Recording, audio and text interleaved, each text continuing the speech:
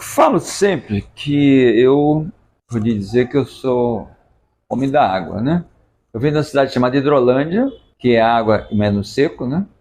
Eu ganho primeiro dinheiro carregando água e a minha história na Rocinha começa com a No plantação. nosso primeiro episódio, recebemos nesse humilde recinto a visita de José Martins de Oliveira, conhecido por todos como Senhor Martins, liderança comunitária que migrou da cidade de Hidrolândia, no sertão do Ceará, para constituir a sua história na Rocinha, como homem da água em meio à luta pelo saneamento básico.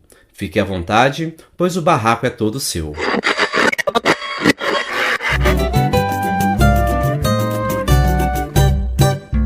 A favela, como você nunca ouviu.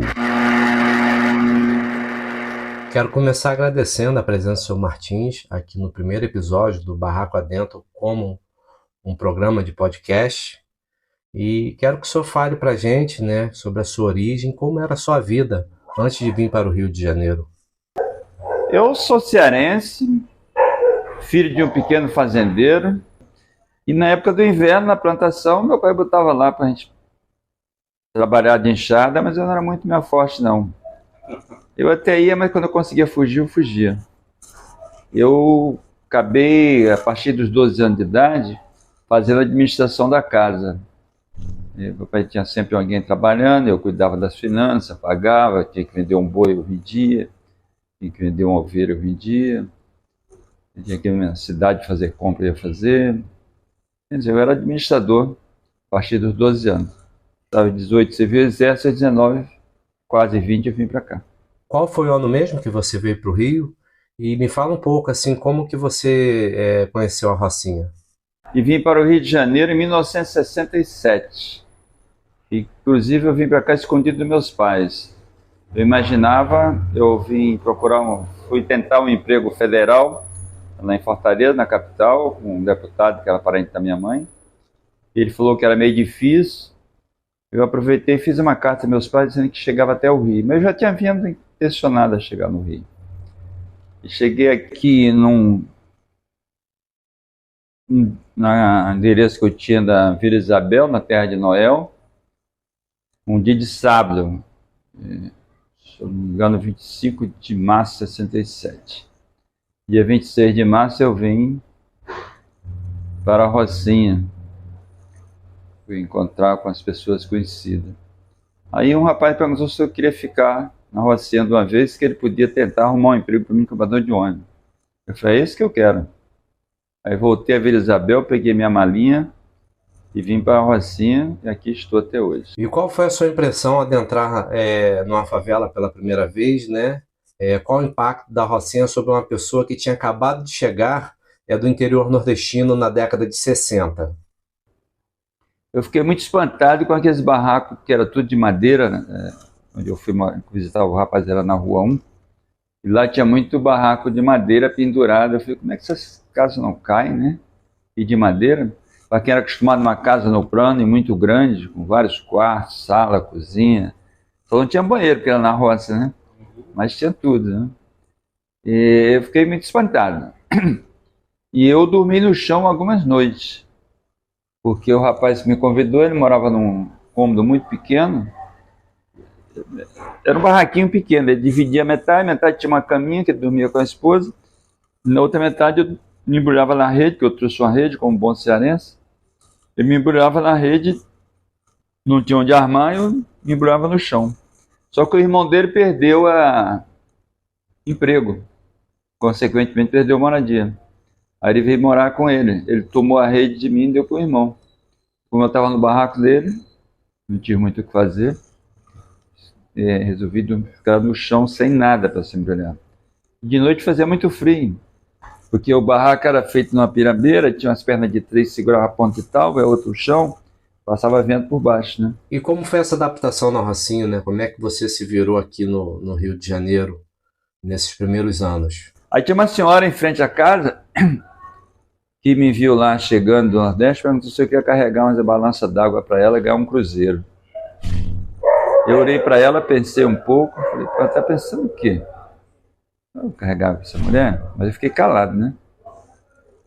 Eu pensei comigo, lá no Ceará eu pagava gente, cuidava do dinheiro do meu pai, as coisas. Não pegar água para ninguém. Mas fiquei só comigo, não falei nada. Aí de noite, que eu estava dormindo no chão, no frio, pensei, estou em outra terra. Amanhã eu vou procurar a mulher e carregar a balança, sabe? Enquanto eu não arrumo um emprego. Assim eu fiz. Bati no outro dia na porta dela, perguntei se ela ainda queria. Ela, tá bom, vamos lá carregar água e tal. A mim pagou um cruzeiro, depois as pessoas viram, começaram a pedir para eu carregar água. Eu pedi ela permissão para carregar. Ela falou assim: carrega uma balança de graça para mim. Aí a gente presta a balança e você faz o que você quiser. Eu carrego 2 balanças. Uma me dá um cruzeiro, a outra era de graça. Era o aluguel da balança. Né? O primeiro dinheiro que eu vi aqui foi carregando água. Bom, e depois trabalhei de cobrador de ônibus. Mais tarde tive um pequeno comércio aqui nessa Praça Liberdade mesmo. Naquele tempo era Birosca, né? Aí a gente vendia um pouco de tudo. Cerveja, refrigerante, carne seca, feijão, arroz, farinha. É um seco e molhado, né? E quais as lembranças desse lugar, né? Ou melhor, como era a Rocinha naquela época, Martins? O lado direito de quem sobe era habitado, mais ou menos, da curva do S para cima, porque aqui abaixo, chamado bairro Bacelo, essa área era praticamente vazia.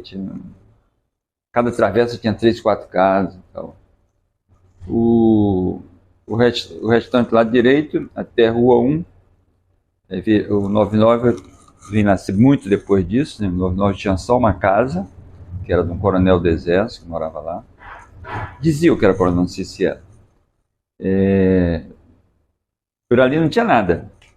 É só subir da Rua 1, um pouquinho mais descendo, tinha uns barracos de madeira. Eu não tinha nenhuma... Sim, até teria, mas não dava para observar. A grande maioria era madeira, a alvenaria era muito pouca. E a luz, não tinha luz nas casas. Tinha uma chamada cabine, que as pessoas iam na Light, conseguiam um medidor na Estrada da Gávea. Aí esse cara distribuía para 10, 20 amigos. O que você podia usar com aquela distribuição era muito um rádio, uma geladeira e um ferro de passar. Mais nada. Mesmo assim, quando eu estava usando o ferro de passar, desligava tudo que tinha na casa. E aí depois ligava o rádio e a geladeira. Televisão não tinha naquela época. Explica melhor como funcionava esse sistema de luz da época aí, esse esquema de distribuição elétrica. Eu tinha um medidor, né, pagava na Light, e esse cara dividia com... Depende do medidor. Tem gente que tinha 20 amigos, também tinha 40, também tinha 10, também tinha 50. Aí ele cobrava vantagem de cada um e pagava o que ele gastava no medidor. Aí depois surgiu o Benedito Batista com a comissão de luz. E aí ele comprava luz da Light e revendia para os moradores. E era a comissão de luz, por lei ele podia botar 20% em cima do custo geral, mas nunca se sabe quanto é que ele botava, né? Sei que ele ganhou muito dinheiro com essa história. Vamos entrar na história então do saneamento. Como que começou os mutirões para melhorar o escoamento do esgoto na comunidade, né? Como é que se deu esse processo? Através da Igreja Católica, a igreja fez uma enquete com seus fiéis, qual seria a primeira coisa a fazer na Rocinha no Natal. E o pessoal saiu que era a importância do saneamento. A gente tinha reuniões da sexta-feira para discutir um pouco o que fazer no domingo, e domingo a gente ia para as valas limpar a vala. E nesse domingo tinha mais ou menos 100 pessoas, talvez tivesse 20 homens, o resto era mulher e criança. As mulheres e as crianças dominavam. Tinha a final da Maria do Teatro, que andava com a caixinha de som cantando, animando a pessoa. O pessoal fazia o sanduíche, comia na hora do mutirão. Mas em qual momento o senhor começa a se tornar uma referência na luta pelo saneamento? A minha história mesmo aparece a partir da água, do bairro Bacelo. Assim, um dia, porque o mutirão estava presente, era todos nós, era todo mundo. Na água, embora tenha sido uma coisa de todos, mas eu acabei ficando na frente porque é o seguinte. O seu Aníbal fez uma assinada em 1960, 72, final de 72. Depois de quase 2 anos, ele consegue aprovar o projeto de abastecimento de água do bairro Bacelo. só na condição de o morador dar o material. Aí ele ficou desanimado, ficou muito triste, como é que ia conseguir esse dinheiro e tal. Aí surgiu o Batista, que era da Comissão de Luz, queria botar água para todo mundo com o dinheiro dele, comprar material e tal. Aí eu falei, não, pensei um pouco, eu falei, vamos fazer uma reunião com o seu Batista, e vamos conversar com ele, porque eu já tinha participado de um negócio chamado Comissão do Condomínio do Bairro Barcelo, que é onde é a MAB hoje, que agora virou, acabaram com a história também. Aí essa comissão, chamamos o Batista para conversar com ele, que a gente tinha uma proposta que era de se cotizar todo mundo e comprar com o material e dar para a SEDAI. Ele falou, mas isso é um absurdo, dar água para a SEDAI, dar material para o Estado. Eu falei, é um absurdo, dá para o senhor. O senhor vai comprar com o dinheiro das pessoas. Não, vou comprar com o meu dinheiro, depois eu cobro. Eu falei, dá no mesmo. O senhor vai ser o dono da rede, igual o senhor é o dono da luz. Aí tinha uma discussão meio acalorada. Ele falou, tá bom, eu boto a água, depois a gente faz uma eleição, saber quem é que vai administrar. Eu falei, senhor Batista, eu sou um jovem, recém-chegado do Nordeste, não tenho muito tempo, mas não sou maluco. Se eu botar água, depois vai disputar comigo, quem vai ganhar? Mesmo o senhor cobrando, o senhor, né? Então vamos fazer uma reunião e ver como é que o povo quer. Antes de diga, isso sim, mas vamos fazer a reunião. Aí fizemos uma reunião na igreja, aqui no Largo do Boiadeiro, 70 e poucas pessoas. Aí colocamos as propostas do Batista, que era de todo mundo ele botar com o dinheiro dele, depois cobrar com um pequeno juro.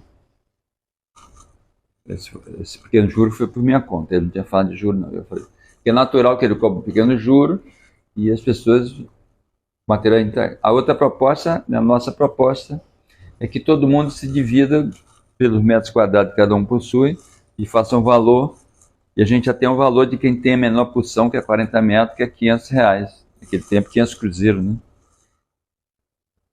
E a nossa proposta foi aprovada. Teve uns 4 ou 5 que foram contra, mas a grande maioria foi a favor. O próprio Batista perguntou quanto dava a parte dele, que ia pagar logo na hora.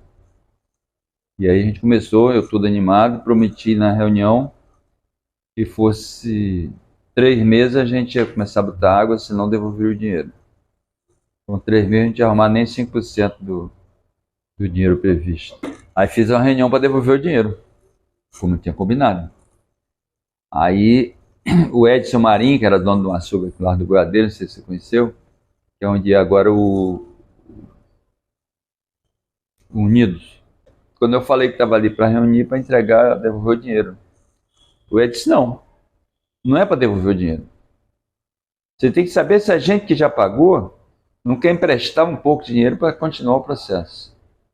Olha, proposta do Edson. Eu coloquei na mesa, o pessoal concordaram. Ele, Edson, mais uns 3 emprestaram alguma coisa, mais ninguém, mas animou um pouco e foi pensando em pintar dinheiro. Resumindo, a Igreja Católica emprestou uns 30% do valor previsto e a gente conseguiu comprar a primeira parte do material. Ia comprando material, e nós fizemos comissões de rua. Nessas comissões de rua a gente andava com cano mostrando de porta em porta que já tinha material comprado e tal. E cada rua tinha uma comissão, tinha um representante da rua e ele depois voltava nas casas cobrando, e as pessoas viam que tinha material comprado e pagavam. E finalmente executamos. Em 76 nós inauguramos a rede de água no bairro Barcelo. E essa comissão se manteve junta após a inauguração da rede de água potável ou encerrou a parceria nesse feito? E quando terminou a água, nós fizemos uma prestação de conta, sobrou 10% do valor total e fui sugerido pelos presentes a dar o dinheiro para mim, porque eu tinha feito puxada a coisa, né? E eu aceitei, muito bom grato, e fiz uma doação de volta para o grupo da comissão para executar a MAB. Aí onde nasceu a MAB, nasceu começando com a ideia de construção de uma sede que ainda não era a MAB.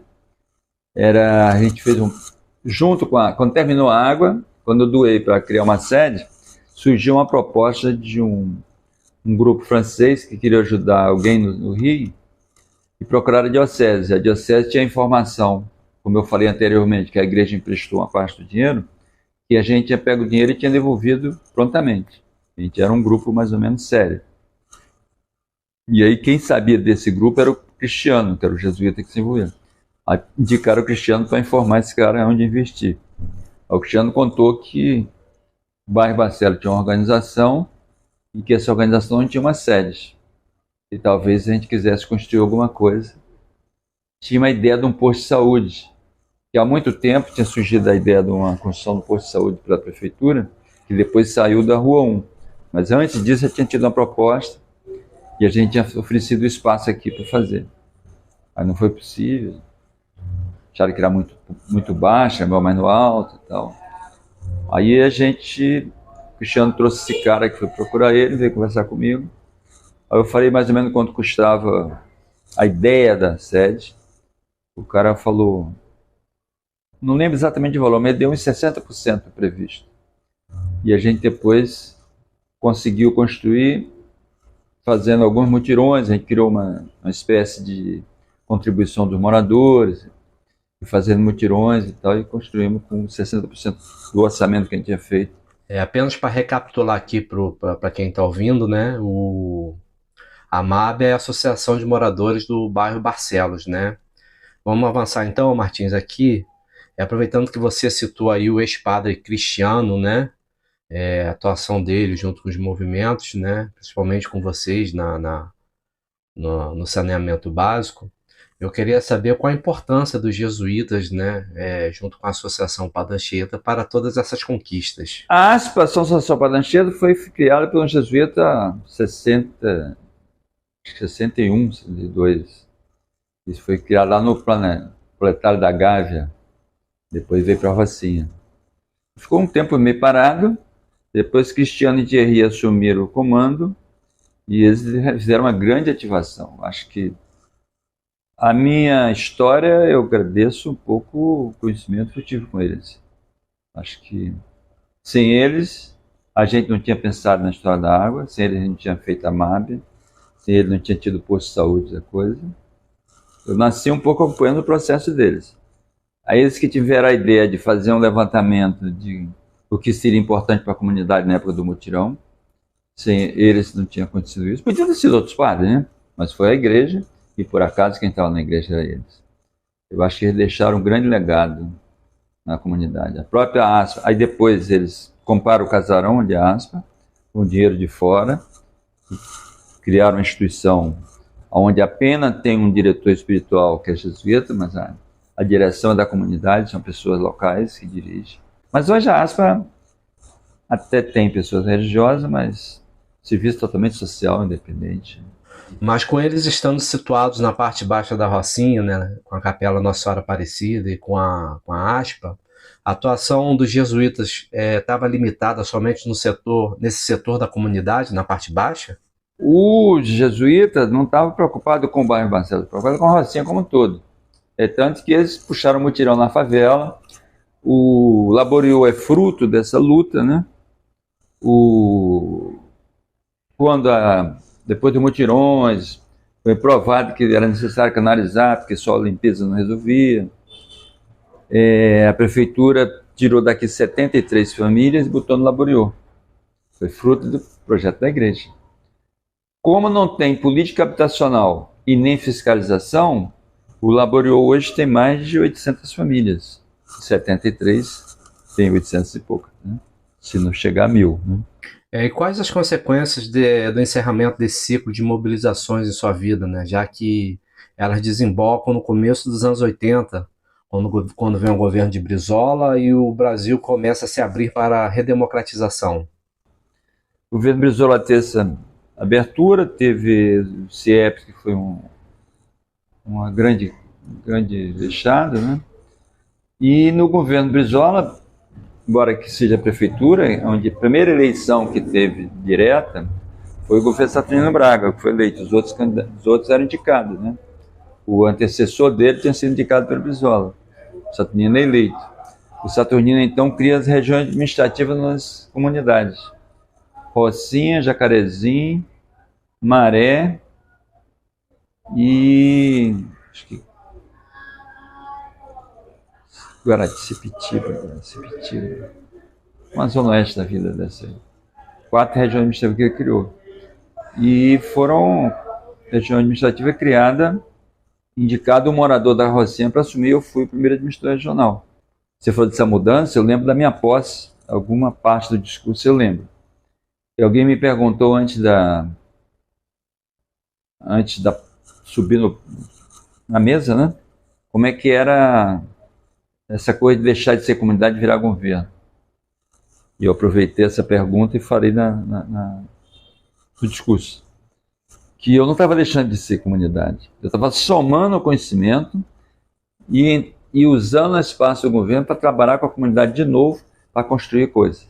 Agora, a administração, falando da experiência, me deixou uma coisa que no governo saturnino não tem hoje nas administrações regionais.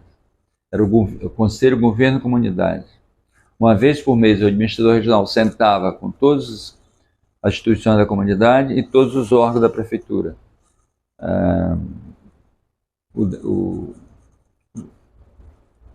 A direção local da educação, a direção local da conservação, a direção local da iluminação pública, a direção local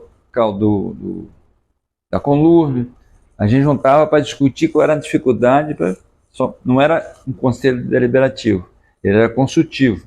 Era consultado, era feito um ato e mandado para o prefeito o que foi decidido ali e qual foi os encaminhamentos. Aí o prefeito tomava rumo ou não. Mas isso era um bom caminho que não podia chegar a ser deliberativo no futuro. Só que quando entrou um novo prefeito, ele acabou com a primeira coisa, o governo da comunidade. O segundo prefeito acabou com ser o morador da Rocinha. E como primeiro administrador regional da Rocinha, né, quais foram os desafios que você enfrentou, né, quais foram as dificuldades que encontrou pelo caminho? Como eu estava começando, a gente fez pouca coisa. A gente não tinha nem sede. Era eu e o meu assessor vinha só para as reuniões do conselho, e eu ia nos lugares, ficava andando. Depois, com muito tempo, com quase um ano, eu consegui com o Paulo Beleira, que era o chefe do posto da SEDAI na Rocinha, uma pequena sala lá para botar uma mesa. Aí passei a ter uma mesa lá. Aí já faltando um ano, a gente conseguiu alugar um espaço físico e nomear algumas pessoas. Por exemplo, a região administrativa da Gávea tem umas 20 pessoas trabalhando. Aqui a gente conseguiu botar 5, e um assessor 6. O assessor, toda a região tem são 2 pessoas de fora do quadro e os outros são funcionários que você puxa. Aí veio o Oliveira em seguida, conseguiu a sede, até hoje, e depois do Oliveira descombou, se não me engano, na região administrativa tinha uns 3 pessoas, é muito. Voltando na questão do saneamento básico, quais foram as primeiras políticas públicas nessa área? Foi realmente com Brizola no começo dos anos 80? No governo Brizola surgiu o ProSanear. E aí eles começaram a entrar, mas infelizmente primeiro eles vieram com a proposta de uns condomínios, né? Que era botar água para pessoas cotizar e pagar entre eles. Aqui é diferente, cada um tem sua entrada, não tem medidor, mas é uma taxa, cada um paga a sua. Quando o ProSanear entrou, ele queria fazer um grande condomínio e dar uma conta única e depois a pessoa se dividir. Isso dá uma briga infernal, o pessoal nunca aceitou, também nunca realizaram o ProSanear. Depois veio o prefeito César Maia, que criou o projeto, que usou da história do projeto Mutirão e transformou no Mutirão Pago. E aí você tinha obras de canalização também, de pequenos esgotos, não de grandes valas. E o seu Pedro da Rua 1, que agora não tem mais condição de falar, mas foi o grande mestre que coordenou tudo isso. Era o cara da Rocinha responsável por mutirões pagos. Vamos falar de PAC também, né? Se bem me lembro, o senhor, junto com Rocinha Sem Fronteiras, processou o Estado exigindo a implementação do PAC 1 antes de avançarem para o programa do PAC 2, né? O que faltou para a Rocinha ser contemplada adequadamente por esse programa? O PAC, eu acho que foi uma grande vitória. A ideia, a proposta, é uma grande vitória, né? Agora, eu digo que houve um erro do governo federal foi de confiar totalmente no governo do Estado. Acho que ele, como dono do dinheiro, tinha que ter fiscalizado. E aí entrou a corrupção e o PAC 1 não terminou. O PAC 1 está previsto saneamento. Saneamento propriamente dito não fizeram. Até fez a urbanização da Rua 4, mas a Rua 4 não tinha esgoto aparente. Então ele urbanizou, mas não saneou, porque já estava saneado. Mudaram maneira? Mudaram, tudo bem, mas assim, não mudou, porque não tinha vala na Rua 4. Né? O grande vala que tem para cá não fizeram nada. Os 75% de obra, os 25% faltosos seria o saneamento, não fizeram. Aí vem o PAC 2. O PAC 2 previa o tal do teleférico. E a gente entendia que o saneamento é que é vida, o saneamento é que é saúde. O saneamento é muito melhor do que o teleférico. Então começamos a brigar para ter o teleférico. E acabou que o dinheiro desapareceu, ninguém sabe para onde foi. E nem saneamento, nem teleférico. De certa forma, a Rocinha ganhou, mas perdeu, né?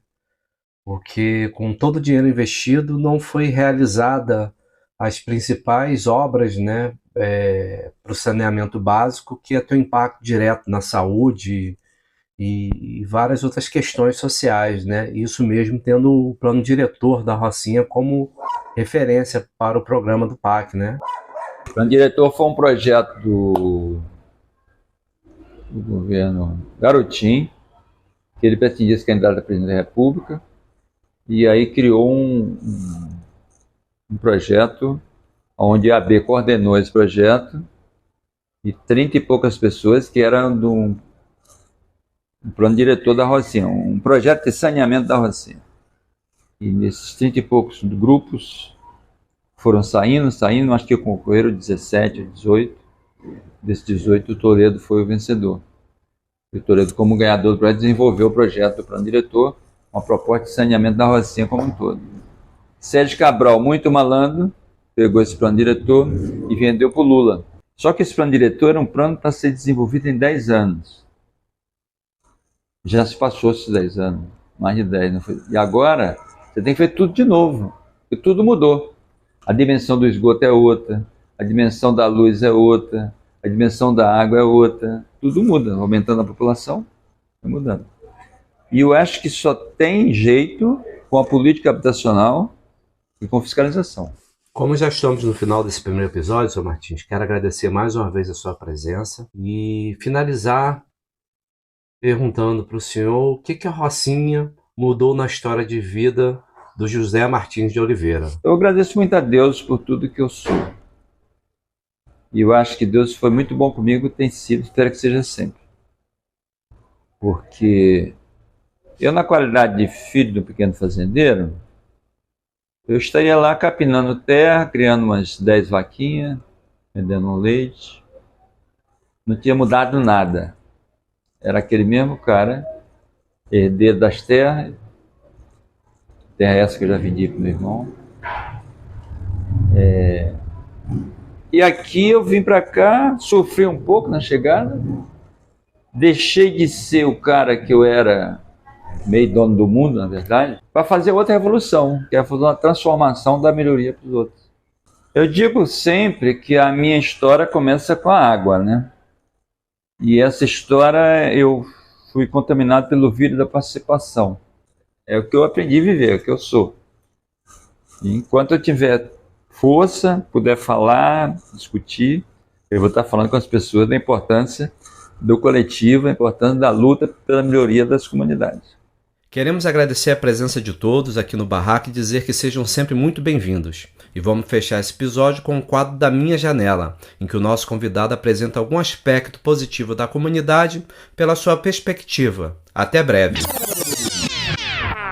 Da Minha Janela. Da minha janela. Primeiro eu tenho que dizer que a Rocinha é uma colônia de cearenses, né? Então estou na minha família, volto a estar no meu estado.